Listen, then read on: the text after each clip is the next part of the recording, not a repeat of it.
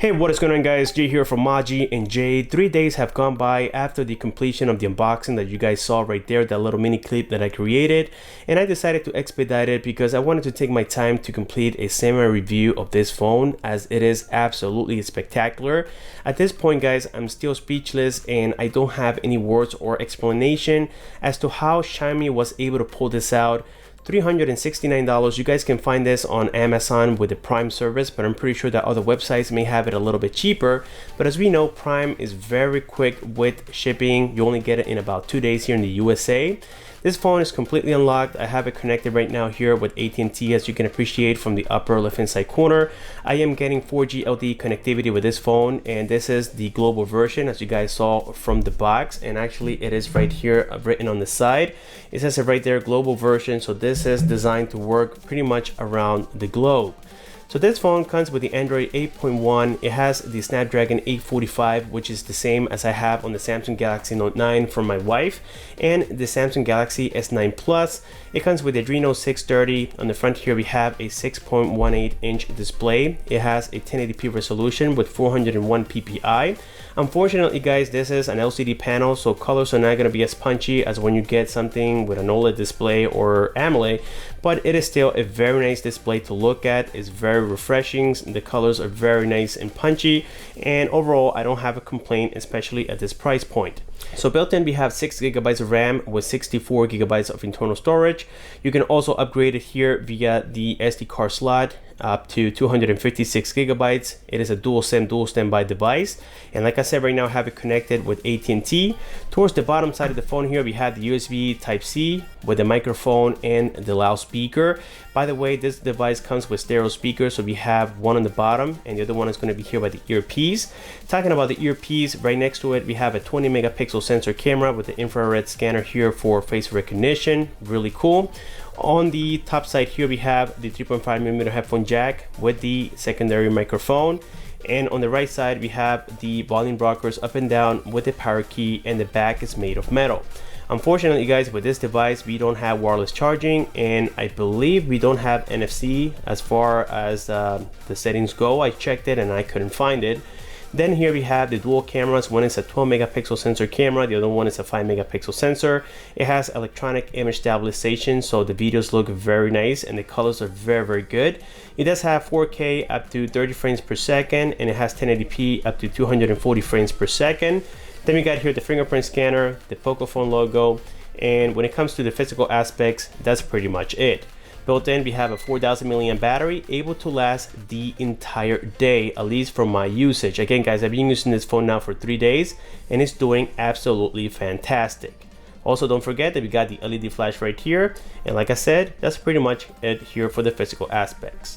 And now guys, let's go ahead and take a look here at the software of the Pocophone. It comes with the Android 8.1 Oreo, and on top you had the MIUI 9.6, which is really good. And as you guys again can appreciate, I am connected here with AT&T once again. And the first thing I want to test out here guys is going to be the fingerprint scanner. You can see that right now I have it on sleep mode. I'm going to move my finger away from the power key so that way you don't say I'm cheating. And now I'm going to place here my fingerprint, and this thing is almost instant. It has a super great reliable fingerprint so far. And this is great guys. Remember, this phone is a budget device that only costs $369, so we can't even call it a flagship, and it does behave like one. I mean, at first I thought that we're going to cut corners either on the camera or maybe the software, the fingerprint scanner. They usually cut corners on something. I guess in this particular case they only cut corners in the fact that we don't have wireless charging and we don't have NFC, but that's okay because many people out there can live without it. So anyways, here we have the software. I have already placed all my stuff into it. As you guys can appreciate, I got my emails on here because again, I've been using this phone without touching my Samsung Galaxy S9 Plus for about 3 days. So here we can see how clean the software is. It is super snappy guys. I went ahead and downloaded here a couple of applications, as you can appreciate. Actually, I have the same ones that I have on my Samsung Galaxy S9 Plus because I decided to do the backup from Google, of course. So here we have the Antutu benchmark, that I completed just for reference purposes, guys, and this thing scored 260,000. And when I compared it to my Samsung Galaxy S9 Plus, I got about 239,000 on that particular device. Now, when it comes to the Samsung Galaxy Note 9, well, it beat it by 20,000. I got 282,000 on my wife's Galaxy Note 9. So this phone is right in between, and it's definitely comparable to other flagship devices that we have currently in the market. Also, I went ahead and completed here the Geekbench Mark test. I believe I have it somewhere in here. I do apologize that it's just all over the place right now.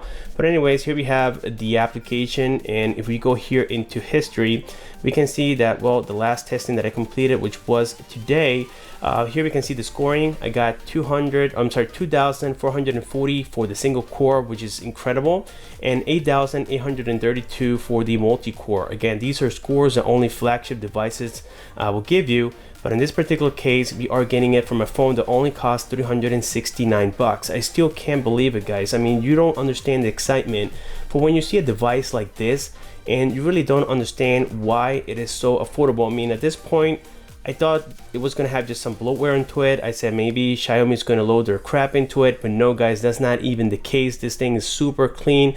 As you can appreciate right here, I just have the applications that I downloaded of my own, and that's pretty much it. It comes with the Google apps. And again, this is the global version. I'm not sure how the Chinese version is going to be like, but so far this thing here is quite clean. So anyways, let's go here into the settings so that way you guys can see what we got going on here. Let's go into about device, and here we have the device's name, Pocophone. It comes with the Android version 8.1.0, and here we can see again the MIUI 9.6.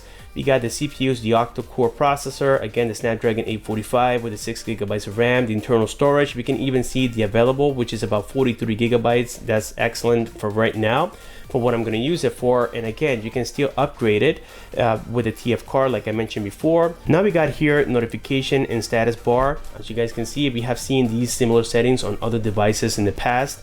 Then we got home screen and recent. So again, it has a whole bunch of customizations that you can do with it, and this is the greatness about Android overall. Then we find here additional settings, and this is where we're going to find things like accessibility, one-handed mode. So yes, you can decrease the picture of what you're seeing either to the left side or the right side of the phone, so that way you can easily reach it with your thumb, which is really nice. We got things like printing, backup, my mover, and all these great settings, guys, that we normally use on pretty much every device out there. We have something called here quick ball, and this is just going to provide some shortcut buttons in case you guys don't want to always reach here towards the bottom side. And all you got to do here is move it to the side, click on it. You got here the home key, the task killer key, and even the lock screen key. So if you press on this, it'll turn off, which is really useful in case you guys don't want to be playing with the buttons all over the phone. You have it here in just one spot. So again, the phone is equipped, guys, with a lot of settings, and I gotta say that at least on the battery side, guys, with the 4,000 milliamps that it has built in, I was able to use it for a day and a half without no problems. And I was watching videos, I was doing emails, I was just browsing the web, just doing everything that you do with your smartphone. I was doing it with this particular one for about 3 days, and the battery, it's amazing. By the way, it does support the quick charge 3.0 as well, so that's very good.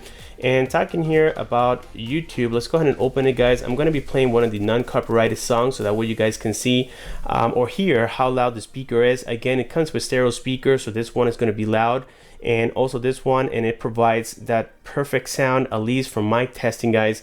It is really good. So let's go here into NCS Music, and let's go ahead and play this one right here.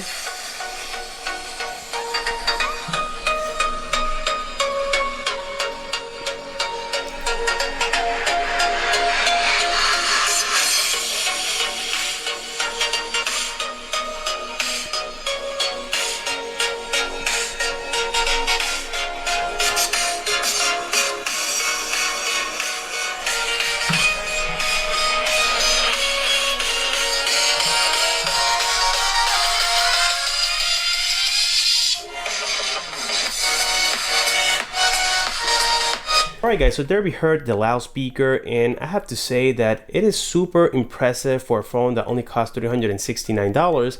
However, I cannot say that it is better than the Samsung Galaxy Note 9 or the Galaxy S9 Plus. This one is lacking a little bit of bass, so the sound coming from it sounds flat in my opinion, but overall I gotta give it at least an 8 out of a 10 when it comes to the loudspeaker. Now guys, moving along here to the camera side, this thing again has the ability to record at 4K 30 frames per second maximum, and it does have electronic image stabilization. And here you guys can see that, well, I recorded a little bit in the daylight time with the rear facing camera. I had the electronic image stabilization turned on, and I have it at 30 frames per second. You can do 60 frames per second or 240 frames per second on 1080p, but again on 4K it's going to be only at 30 frames per second. The quality is super good, and when it comes to low light conditions, I gotta say that again, it doesn't compare to big name brands like the Samsung Galaxy devices, whether if it is the Note 9 or the Galaxy S9 Plus. However, it does really good. I mean, it doesn't show a lot of grainy effect like we have seen on other budget Chinese phones. This one does really well when it comes to low light, so I don't have any complaints with it, guys. Getting here to the front facing camera, this thing records at 1080p 30 frames per second. It has amazing qualities that you guys can appreciate. It has a wide angle lens, 20 megapixel, and it has built-in flash on the screen itself, and it works very similar to what we will see on the iPhone devices. So when it comes here to the front facing camera and the selfie mode, I don't have any complaints whatsoever. The camera quality is unreal, guys, especially for this price at $369. I gotta say, this is one of the most incredible cameras that I've seen so far in 2018, again according to the price of this particular phone. So I think, guys, that with this being said, we have now completed here the proper hands-on of the Pocophone. If you guys want a full review, please let me know on the comment section below, and I will gladly do so for you. Thank you so much for liking. Please continue to click on that bell, guys, so that way you receive a notification every time I complete a video. Thank you so much for supporting my channel, and I'll be seeing you guys on my next one.